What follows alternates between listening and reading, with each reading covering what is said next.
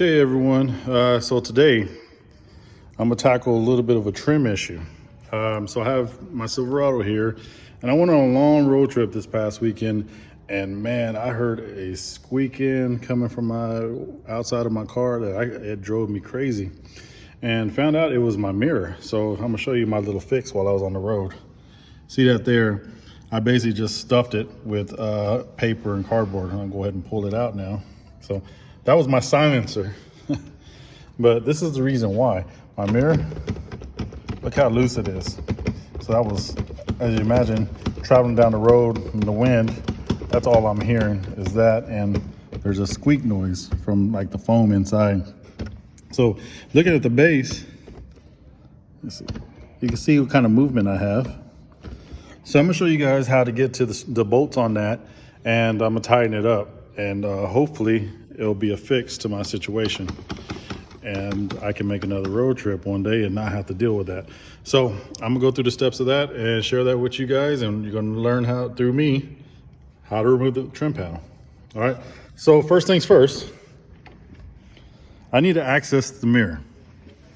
So on the inside of this vehicle, and I'm gonna try to do this with a tool right now, but I may have to go grab one. Inside here, there's this triangle panel. And if you look closely, there's a small seam where it shows where they separate. Now, not all vehicles are set up this way, so each vehicle is gonna be a little bit different, but on the Chevys, this is what we're dealing with. So I'm gonna go ahead and remove that panel. And it looks like it's pretty snug, but I think I can go ahead and, there it goes, pull that loose.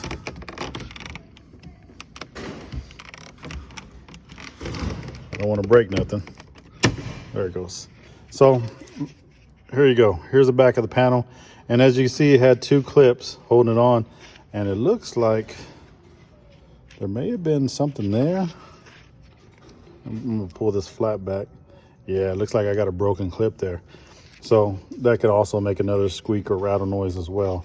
But the positive side is it's held on by two clips, but it looks like this one right here is the one that's broken off. So I'm gonna go ahead and just set this to the side. And as you can see, as I'm looking back here, you can see there's a 10mm bolt there. There's one up here, and then there's one down there. I think I can reach all these with a special wrench that I have and see if I can tighten these up. The only issue is I don't know how long those threads are. Okay, so as I told you, I had a special tool, and this is what I'm talking about. I like this particular ratchet. It's what they call a ratcheting wrench. What they mean by that is the end of this wrench here, it ratchets. It clicks like a actual ratchet would do, and it's double-sided. So right now I have it set and tighten. I can flip it over and I can have it reverse, or if I wanted that, see it has a little lip on it. If I want to utilize that lip, I can simply just, what I got there? I can simply just click this button on the side. See how it moves back and forth? And that reverses and changes the order. So these particular bolts are 10mm. And again, the reason I like this, make sure I'm going the right way. Sorry guys, hold on a second. The trouble I deal with trying to do this one-handed. Okay, so I like this tool because I can simply reach in there and access a lot of bolts that normally would be hard to get to with just a regular socket or ratchet. So, and there you go. See, so I'm able to turn this and get that tightened down. So I'm gonna take that as far as I can, get that snug. So this will be the top bolt on this mirror. And actually, before I go all the way tight, I'm gonna try to slide down to the bottom side. And that, I can see that bolt's like really loose down there. I could probably even move it with my finger, which I am, and get that snugged up. And now I'm get my ratchet back on there.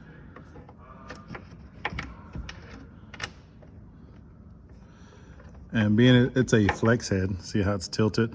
It's able to get me into some other spots that I normally wouldn't get with a regular ratchet or a wrench. So, but it is a little challenging with one hand, as you guys can see me struggle.